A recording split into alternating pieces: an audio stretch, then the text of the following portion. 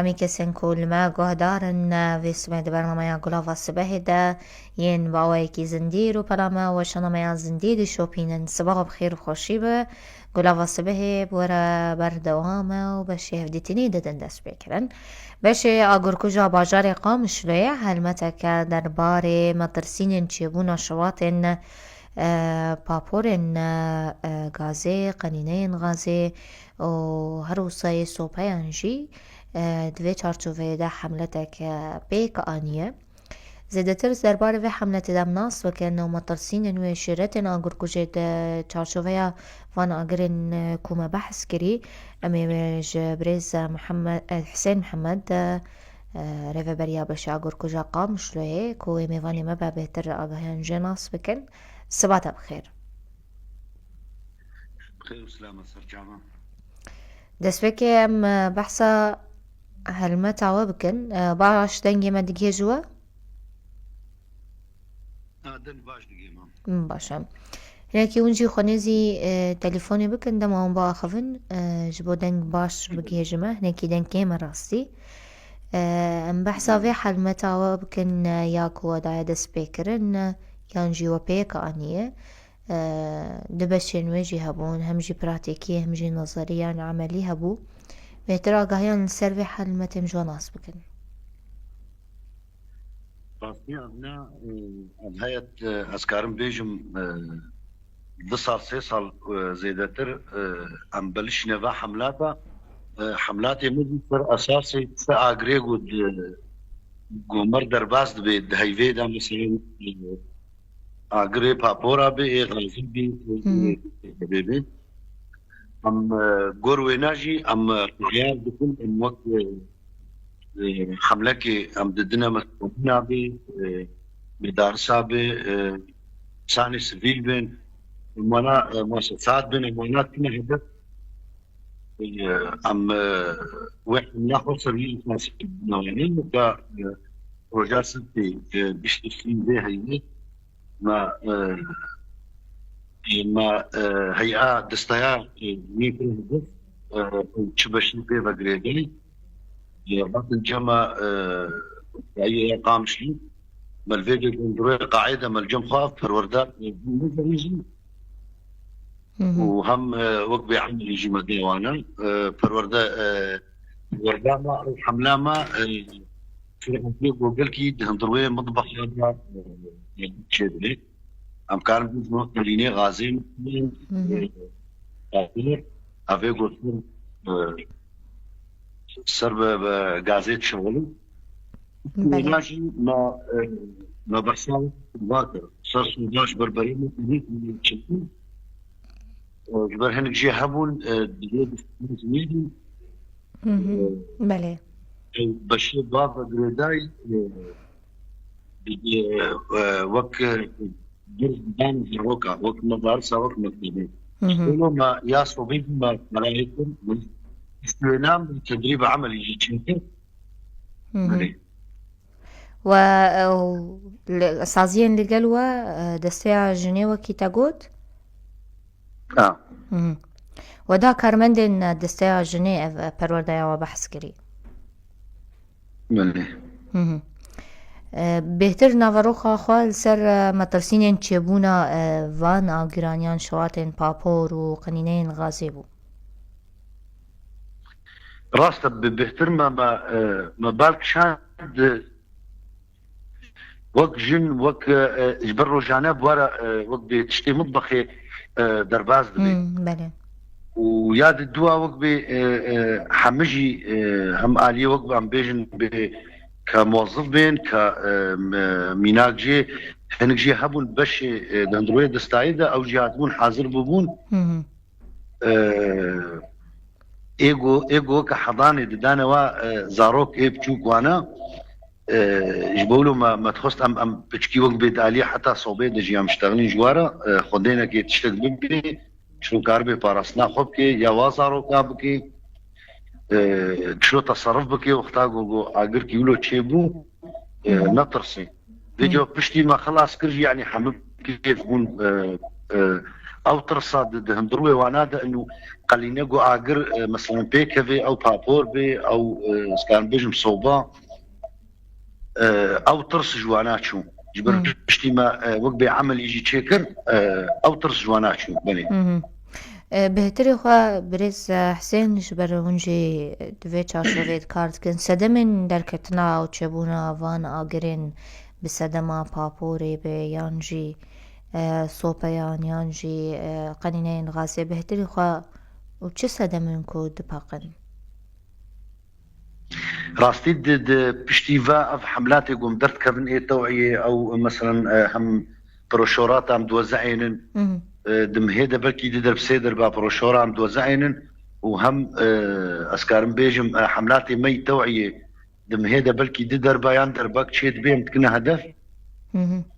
اقل يعني دفيم هيدا اسكارم بيجم قلكي كيمبو يعني او وكا بتشتيقوا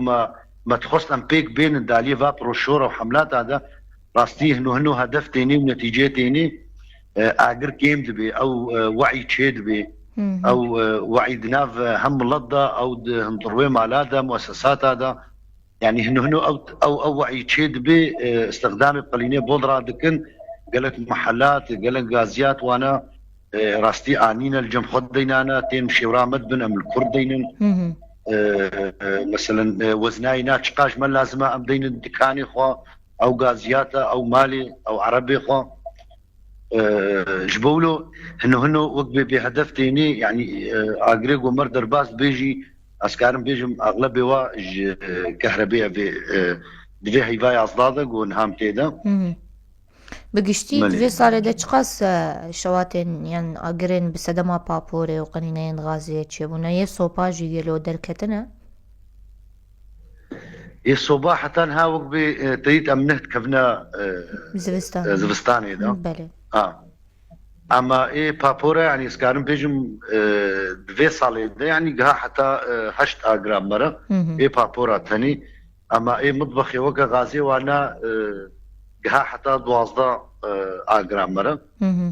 او جي حموك بسببنا حمجي او تهريبا جو السركي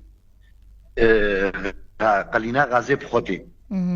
يعني السركي قليني قرتي جيبي غازي دهربيني اما وكي دي حما اسكارم بيجم كهربائي بابور بهتري خوش جبر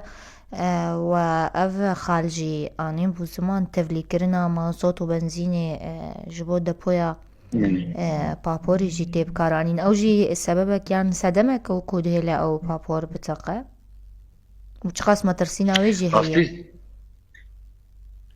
راستي اسكارم بيجم هم غاز بيجي وهم بابور بي او جي وقت بي هردو جي تمي وقت ام دبيجن انه مطبخ هر تشتي مواد تيدا سريعه الاشتعال يعني زوبزو اجر بيت كافي شت تشتي قد مطبخ هذا بي جبر مطبخ حمت تشتيدها يعني وقت ازميناكي بيجم وقت بروشا دقيق وقت تشلو تنزاني كيجا دقيق بتقي يعني مطبخ جي حمت تشتيدها يا بيجي جبولو بابور بالذات يعني امكارن بيجن بتشكي اونا وضعي وينا نوق غازي بي مثلا وقلينا غازي وانا بي چن شيرتن هنا يعني قوما بيك اني بانا امكارن ام بيجن امكارن بتشكي اغارا بدنا عليك جبر بابور برين هاو كسيجما استخدام نتك راستي او فتره كباش بوق بي ملط هلاند بو بشتي وينا مباشر درخص وجاجي تنبو راشته بنزين ومازوت خلطان ناف هفدو او بابور بيخص او بابور جي وق بي كفن بو امكان بيجن او سركي وينا او ترامباوي او دفاشي قوت بي غازي دهلي قوت سرقره دركفي او فالايا بوتشك يعني قالك صدمي هابون قالك ام الدركه تشتك دوراي تنبي ام بي بخن شاشتيا هري مازنجي قويت مازوت يعني بنزين بخلطين ناف هفدوش برتفاعل تشيد بي راستي اجر دهلي قو بهتر قشب بي او ناهلي دهم دروي سركي بابوري دهم دروي فالات توشكلا اجر دركفي جبرد دي ودستيني وك إنسانك يدستي خطيخي قركاي نادا تتبهلي هواي بدي وبسطيني جبولو سبب أفنانة يعني براستي يعني قرق واختاقوا أم خاصة أفيو بنايتا دوك بين بطابقات دوا سيا شراوا قرق الدركة بيبخن تشتك دوراي نبي بله غازي وبنزين ومازوت شاشتيا هري مزنا يعني قرق او شي بوش بو غازي تاني غاز بر وك بيبشي سفكترتي مازوتي وانا بله بله باشه اگرا درکتنا بویرک شواتش بروان سدمن مانی زمان چه پاپور با چه قنینین غازی با یک سردوی مرو چه بکه و چه کارن دانستاندن الگل ویا گریب کن تعامل پیر بکن چه تصرف بکن طيب قصدي قلينا غازي يعني كي حركة بيني وك بمتابعة روبرا يا وجد فاقا مشلو ذكي قلينا غازي دندروي مطبخي دا يعني نوك بابوري بي سكارم بيجم درجة حرارتي معين هاي او قلينا غازي وك بتفجيري شي بي او جي وقت دندرو دا دبيت دشخفا اما ياغو بتقي وك بي تشتكي وكا قنبلك بيجن جو تشبكي ناكي يعني افترس قرك جمهري حتى قلينا اجر جوتيت خستي بي او قلينا غازي درتخي يعني او ناجي ترستني وك بتفجير جيتشبكي شبولو وك بسي شهر طريقه انا تلك فالا كاري ديني سروي قليني او اكسجين سر قطبكي او قلينا اجري بطفي دبركاري وك بصماما هنا سركينا بقري يا الدول نفسها ناس صفلي داغري جابي بيت بكي ديان قتك باتشك ام كارن شل بكن ام دين جوراينا و ام قلينا خو بقر اجتماع قلينا قرت اقر خوجي وقت اقر برتشيا او ماده غازي درناك جو بيخي بري اكشن طريقه هنا وش خو يا وقت يام هم اوتر سبيرتشن يعني وقت بجنبي ولا زلامبي دندروي مطبخ هذا يعني دركي بي اف اغريق غازي ببيني ترسبيرتشن بي بل زانب يعني وقت بيشقو بهور بي انه افقلينا ما زال دفي فكريا واغرتي شغلي معناه ناطقي قريب طفيني مني باشا اف حال توجي يكو بدا ساجن لدارخ چند رو جان دوام کرگلو و چند دا جن لآماده بون بس يعني حتى سيجني فرورده دوي روجي دا حاضر بو يعني سكارم بيجم ساعتك مع عملي دا وشغلي دي ساعتا ما وقت بالنظري دا وبشتينا ما بالي نقاش فكر تش بوار تش بو بي شاشتي واتش بون برين هات تذكر نقطه اقول له درباز بو وبشتي جو فهم كرن شاشتي خناس كرن بني باشا اگرم بپرسن جبو سوپایان تایبه چیش بر بوی دما دانینا سوپایان شیرت نواج بو دانینا سوپایان تایبت و اگر چبونا بوی رک شواته یان اگر کی هونه چو کاربن پیشکشی حمالات یا مکن اصليش خو بري منها ام بري مالتشلي هركس اي صوبان ديني او ام كارن بيجن او سخاني بتشوتش دينين وخاصه ام بيجن ام موديلاتنا نهدر كتنا بس يعني زي بتشكي سر سخاني بيجم جبر سخانه جوبي خستنجي حياج وابري او قتي شليتي وانا بهفدو ونكن برشليتا وانا بي يكبي جبر خاصة هنك جهنن هات كنا وكا بشيخ فقدي دوب هفدو فدكن يكتن نكا ويقالن دا نا حمليني شراري آقر تشيدكي ياد دوا قاربن حياقو اوستانا بي خستي شياربن اشتيقو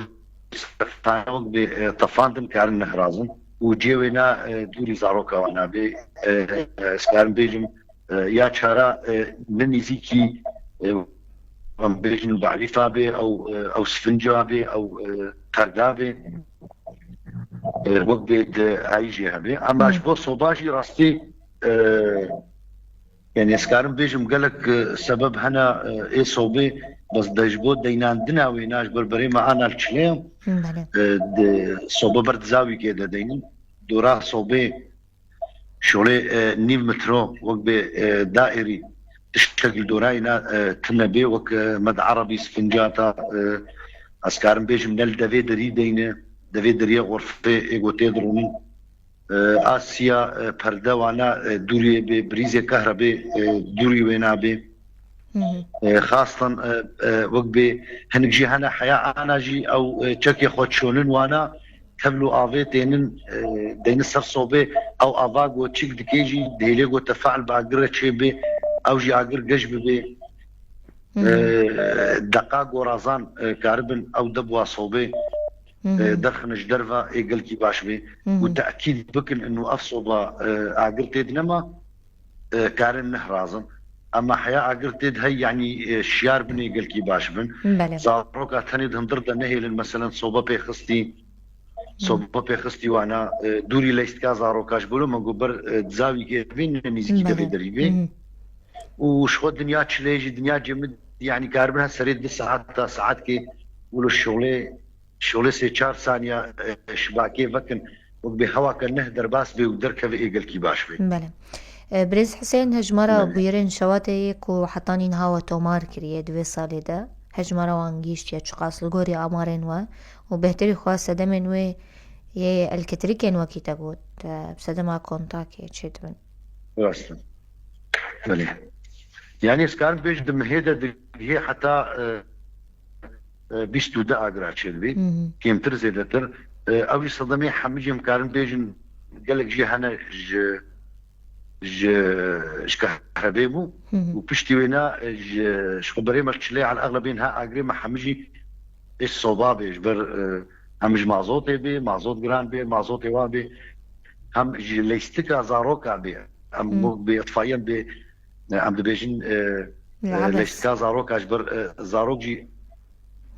بله او بحجي صوبيت دن عرضي او بعقرد ليزن عبس الاطفال عم بيجن بله ماشا قالك سباس لداوي جبوي جبوفانا قاهين بريز حسين محمد ريفي بريا بشاقر كوجا قام سويل داوية قرم بخازمن تشتكي ديار بكن حملتين وي بيها بن بخازمن بحسبكن حملة ما راستي وقت بردوام بيز وقت برنامج ما بينايا يعني شو مهابي ام تيك بنيدا اكيد حملك دو ديز هنا وبروشورات او جي بيرتي جراندن جبو ملط هم نماري ما ناس بكين او شيرتي قوما تي دينان جبر اف حملاتي بينجي حمي سر صوبابي دعنينا صوبال كودري بي هم بلكي ام هر مكاتبه ديزا دروي صنافاي كي دوا سيا وانا وقبي اوجي برنامج كيما هي امجي ام قور وينا وقبي خعيارتين يا ديجا سباسيا وقال لك